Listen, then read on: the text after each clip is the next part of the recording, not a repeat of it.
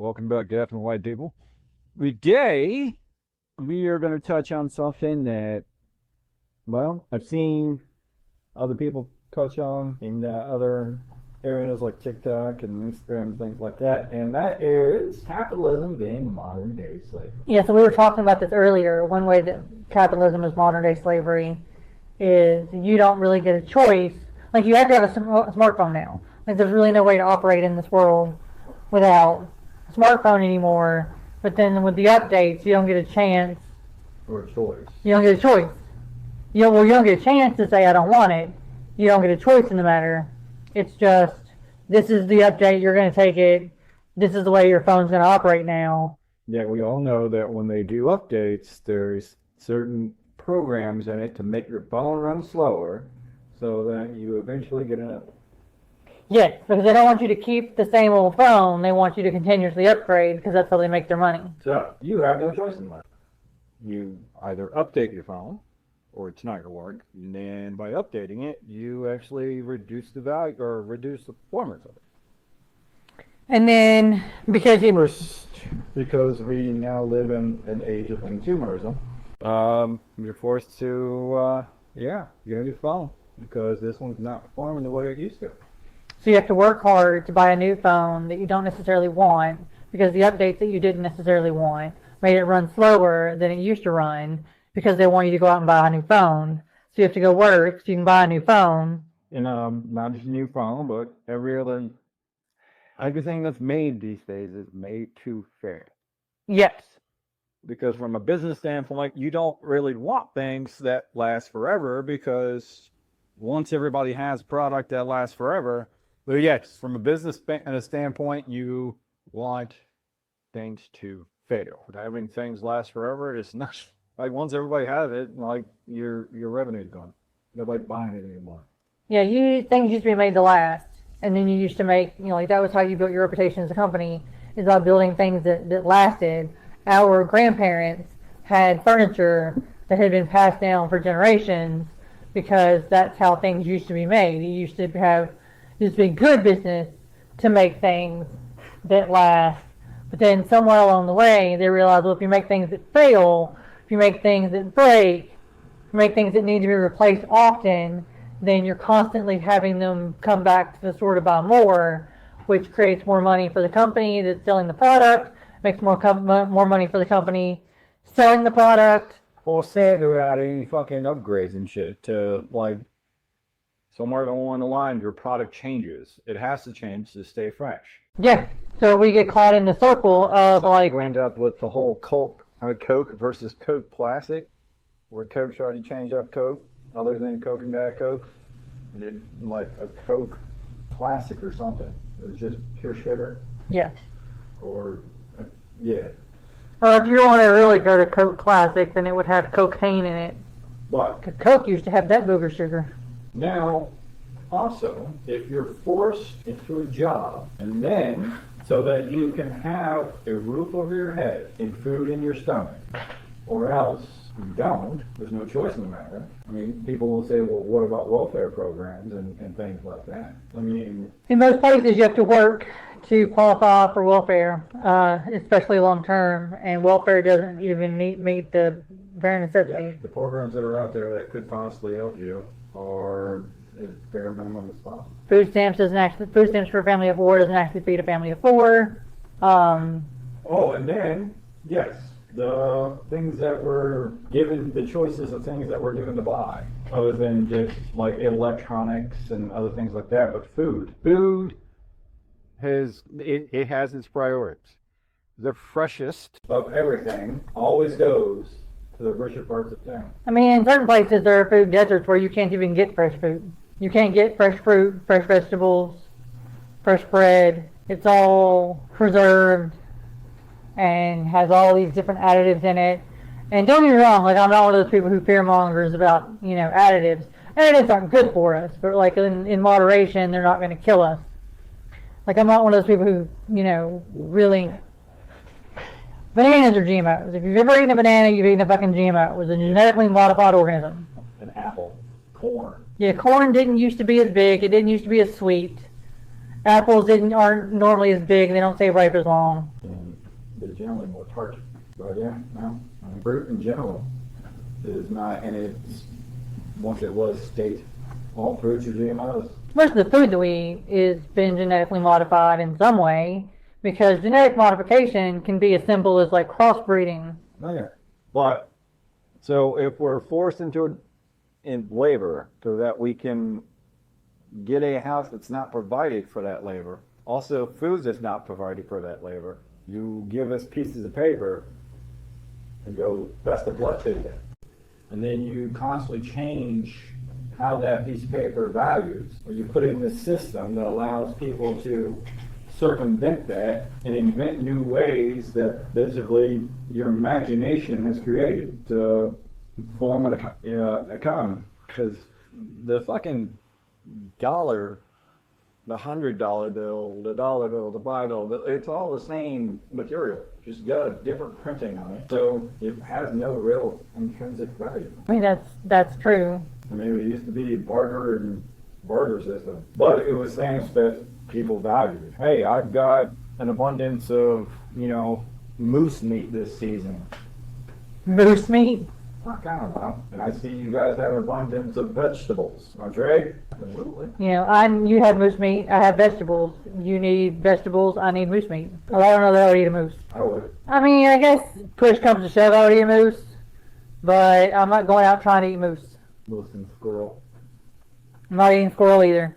But somewhere along the line, someone decided that it would be a good idea to make things shiny was valuable. Which, once again, they have no intrinsic value.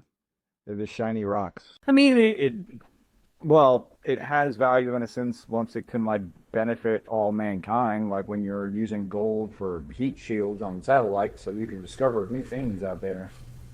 Ain't like that, but putting a piece of gold on your finger, the fuck does that do? Shows that you have money. Shows that you have a fucking high level of vanity. Well, diamonds are the perfect example of that, because diamonds, it used to be, diamonds are worth a lot of money because they're rare. Don't find out they're not. They're not rare, now we can grow them in labs. Yeah. So now they're really not fucking rare. And also, the best use for a diamond Is to cut, is cut. but we don't use them to cut. Now, I mean, Well, we do use them to cut. well, we also use them in lenses and things like that. Yeah. So, But we also just use them to make ourselves look pretty. yeah. Which I'll be the first to admit, I do have a wedding band, and a wedding and an engagement ring, but they're not precious metals or precious gemstones because I don't see the purpose. I don't think our love is any more enduring because you gave me a, $10,000 rock. Yeah, no, it does make sense. We put more value on things because of trivial wants and desires. Which is why, when it came time for you and I to get married, we put a lot of the money that we spend on the wedding into the experience and how, in the things that were important to us, as opposed to the things that weren't important to us, a big rock to go on my finger. Because I don't need a big rock to go on my finger. All it's going to do is get me mugged. I personally don't want to be mugged. So I'm not going to wear, a bunch of flashy jewelry. Also, flashy jewelry just isn't my style. But, so, forced to use the labor for your profit without you providing me any kind of food or shelter or means to continue to do the labor other than some pieces of paper that you dictate how valuable they are at any given moment. Also, you control the prices of the things that these little pieces of paper buy. So, yeah, yes, man. I don't think that it's the same as slavery, chattel slavery, but I do think that capitalism is a form of indentured servitude. It creates indentured servitude. I don't work because I happen to like my job for the most part. I don't work because I want to work. I don't work because I want to contribute to society, although I do. I work because I have to in order to live. I have to work in order to have a house and a car that will get me to and from, because we don't live in walkable cities.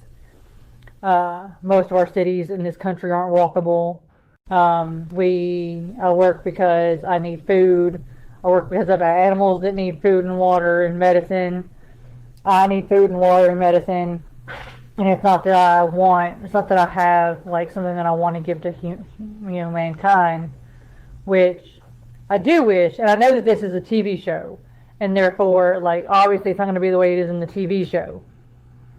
But I think the greatest explanation for like a utopian society was actually in the Orville, when she talks about how like they built, like what their currency is their reputation.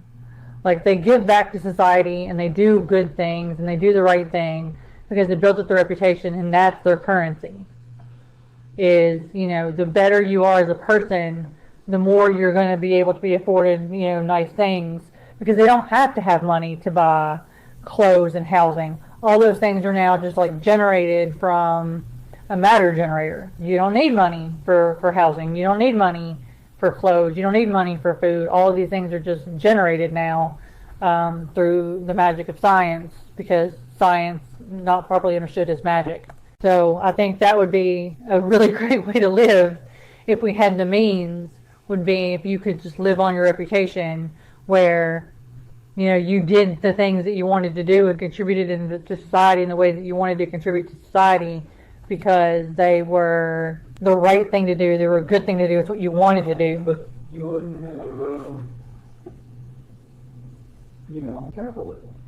Exactly, and I don't think we need capitalism. I don't think we need... But look at all those people in power that would lose their empires and stuff. Gotta think about that. Fuck them. Fuck them all.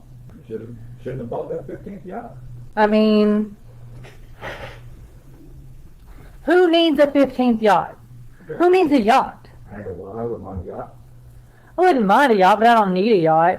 And if me having a yacht means that other people in this world are going to be paid less than a living wage, then I don't want a yacht. Like, we've talked about this a lot, like what we would do if we won the lottery. And broke in no time.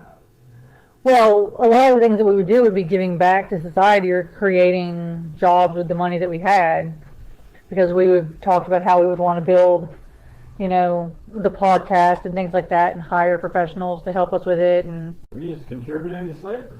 But we would, only because we have to. That's the system that we were born into, and that's the only system that is currently workable, because we are two people, and we can't change the system alone. We need people with us who are willing to change the system in order for the system to change. I don't know, wouldn't you like to live in the world of the Oracle? I mean, yeah, but... Like, what would your utopian society look like?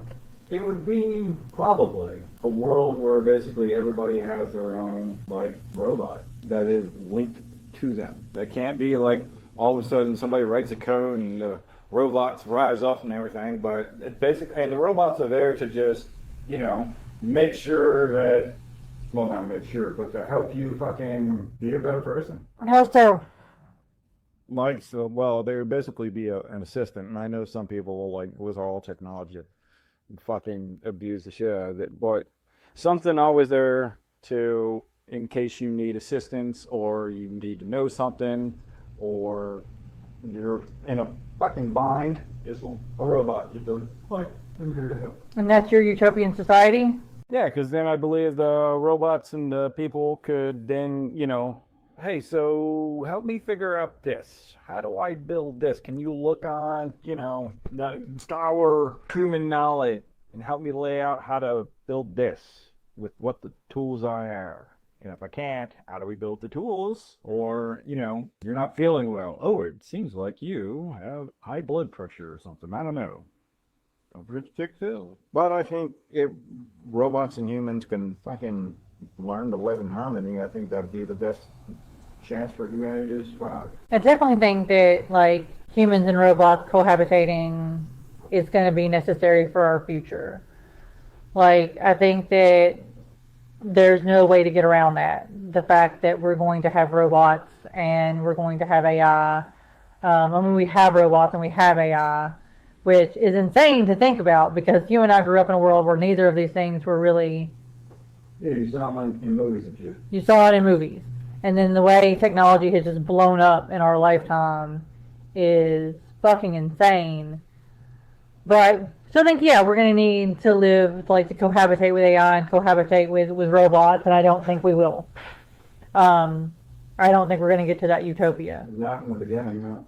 I think there's going to be a lot of turmoil, and I think we're going to end up turning AI against us because I think humanity is doomed.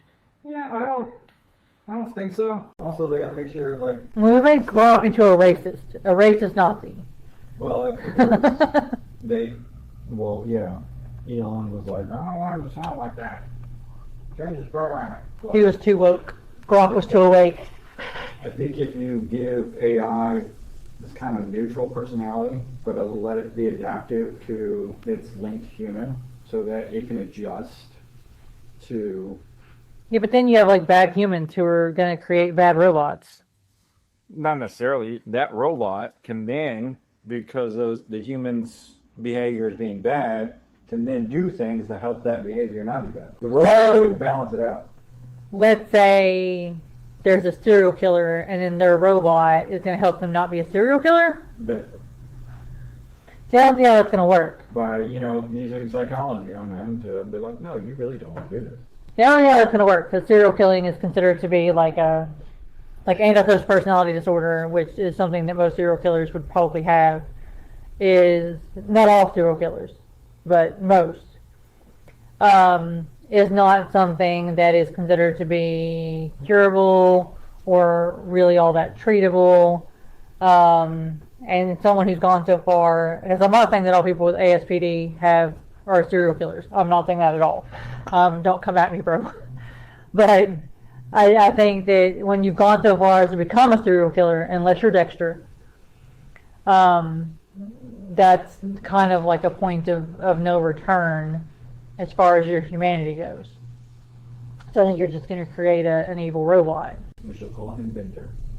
We shall call him Bender. I don't know, my perfect world is like, it's very close to the Orville, where there's, humankind and all of the populations, but where everyone is influenced by the Orville, not just the populations that, like, when the whole world, the whole universe, has gotten to the point that humanity has gotten to in the Orville, I think that's fucking utopia.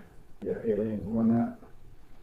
When all the aliens and all the AI and all the robots and all of humanity and all of the living creatures and the sentient creatures are like have had enough coffee or awake enough that there's no hunger, there's no want, there's no need, there is just life. When you don't want for things anymore, like you don't, you're not going hungry anymore. There's not people who are homeless anymore. Like everyone's needs are taken care of. Like I think that's the goal, is to have everyone in this place of just fucking harmony. And I don't think we're going to get there anytime soon. I think it's going to be fucking eons before we get there. You're making a face. Like that's some hippy dippy shit. You're making a face like that's some hippy dippy shit. Well, I just think that would be a perfect world where we could. And with that, that's all we've got for you today. Be sure to like us on all the podcast places. We're also all over social media.